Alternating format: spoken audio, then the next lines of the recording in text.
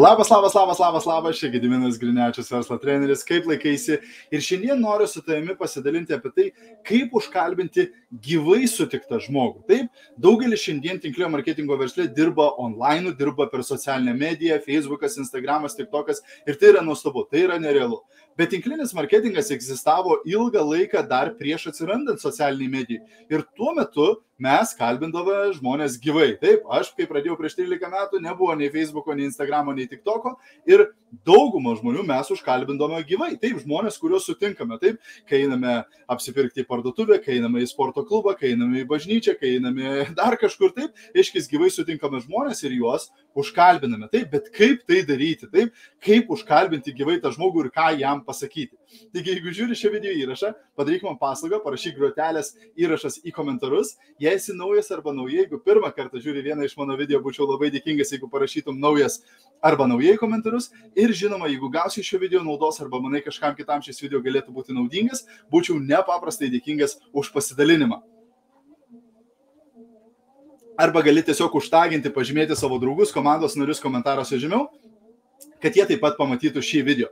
Taigi, kaipgi užkalbinti žmonės gyvai? Taip, sutikai žmogų autobuse, traukiny, lėktuve, parduotuvėje, sporto klube, kažkur eilėje, dar kažkur. Taip, kaipgi užkalbinti tą žmogų?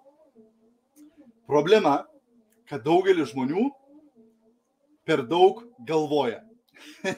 Kaip dabar čia užkalbinti, kaip čia dabar jai pasiūlyti savo produktą, kaip čia pasiūlyti jai savo verslo galimybę ir panašiai. Taip, aš rekomenduočiau tau pirmas dalykas.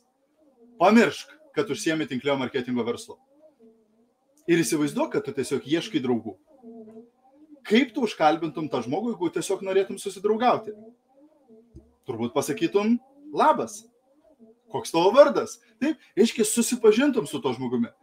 Pradėtum pokalbį, nežinau, apie orą, apie parduotuvės kainas, apie sporto klubo, kiek žmonių jame yra, ar panašiai. Taip, reiškia, jeigu tu pradedi pokalbį be jokių slėptų kėslų, taip, kažką jam įsiūlyti, kažką jam įkišti, taip, tada tu tiesiog atsipalaiduoji. Tu tiesiog pokalbį vedi, taip. Reiškia, jeigu tas žmogus bendrauja su tavim, tu toliau tęsi bendravimą. Jeigu tas žmogus nebendrauja su tavim, viskas tvarkoja, reiškia, tas žmogus nenori bendrauti ir tu su juo turbūt nesusidraugausi, taip.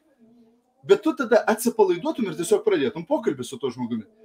Taip ir reikia pradėti pokalbius su žmonėmis gyvai. Tiesiog užkalbinti tą žmogų, taip? Aiškiai, pradėti su juo pokalbį. Ir tada antras dalykas, kuris vienas yra svarbiausių, tai yra būk ne įdomus arba įdomi, o susidomėjęs arba susidomėjusi. Reiškia, tau nereikia būti įdomiu, tau reikia būti susidomėjusiu. Ką tai reiškia? Mažiau tu turėtum kalbėti ir daugiau turėtų kalbėti tas žmogus. Ką tai reiškia? Užduok klausimus. Ir leisk tam žmogui daugiau pasidalinti apie save. Nes juk tavo tikslas, jeigu tu nori užkalbinusi tą žmogų gyvai, paskiau pasiūlyti tam žmogui produktą arba verslo galimybę, sužino daugiau apie tą žmogų, taip?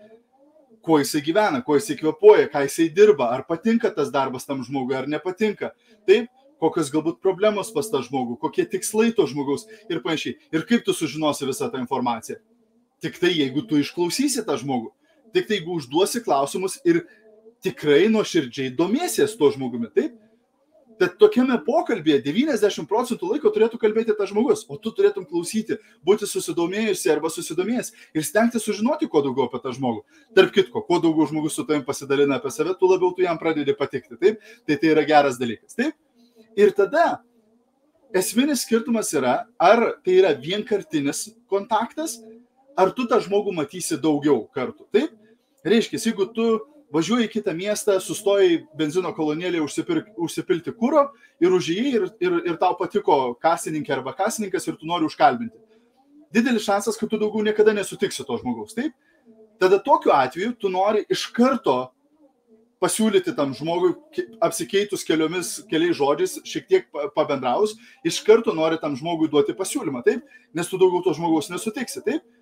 Tai galbūt geras variantas būtų, jeigu ten kokia, pavyzdžiui, padavėja gerai tave aptarnavo arba kokia kasininkė maloniai su tavim pabendravo. Tiesiog pasakyti kažką tokio žiūrėk, aš dirbu iš namų, aš padedu žmonėms užsidirbti papildomai ir man labai patiko tavo asmenybė, ir tu labai gerai, maloniai mane aptarnavai. Mes visą laiką ieškom tokių šaunių žmonių kaip tu į komandą.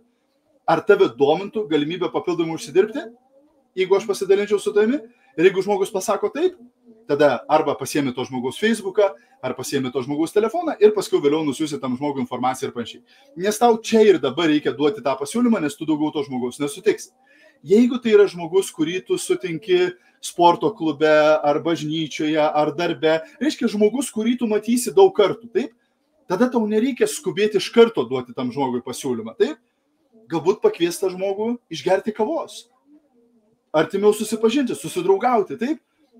Ir tada vėliau gali pasiūlyti, taip? Reiškia, tokiam žmogui tu neprivalai iš karto pasiūlyti, nes tu dar matysi tą žmogų daug kartų. Tai gali tada šiek tiek užmėgsti su tuo žmogumi artimesnius santykius, labiau susidraugauti, vėlgi daugiau sužinoti apie tą žmogų ir tik tada, jeigu išeis iš kalbos, pasiūlyti savo produktą arba verslo galimybę. Tai va, tokie keli patarimai apie tai, kaip pradėti pokalbį su žmogumi gyvai. Tikiuosi, kad buvo naudinga, linkiu visiems labai labai gero šeštadienio. Jeigu buvo naudinga, būčiau labai dėkingas, jei pasidalintum šią video. Ir taip pat kviečiu tave į numeris 1 tinklinio marketingo mokymų bendruomenę Lietuvoje, tinklinio marketingo čempionų lygą.